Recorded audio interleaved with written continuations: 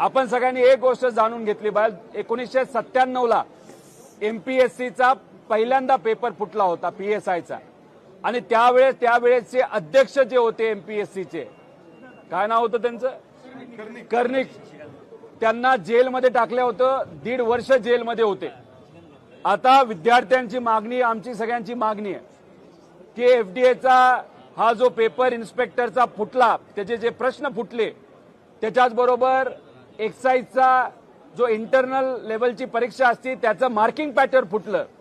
त्यामुळे एमपीएससीचे आत्ताचे जे अध्यक्ष असतील, सेक्रेटरी असतील, यांनी नैतिक जबाबदारी स्वीकारून या महिन्याच्या अखेरेपर्यंत राजीनामा द्यावा, आणि राजीनामा दिल्यानंतर एक स्वच्छ प्रतिमेचा, ज्याची प्रतिमा लोकांना माहिती आहे की स्वच्छ आहे, अशा व्यक्तीला अध्यक्ष म्हणून तिथं बसवावं। आणि आम्ही अजून एक विनंती करतो की हे जे काही तपास आहेत, एफआयआर आहे, ह्या सगळ्या गोष्टी तुम्ही पब्लिक करा, लपून ठेवू नका। कालच्या पत्रामध्ये एकाच विद्यार्थ्याला हा पेपर नाही हे प्रश्न देण्यात आले असं सांगितलंय, ते साफ खोटे आहे।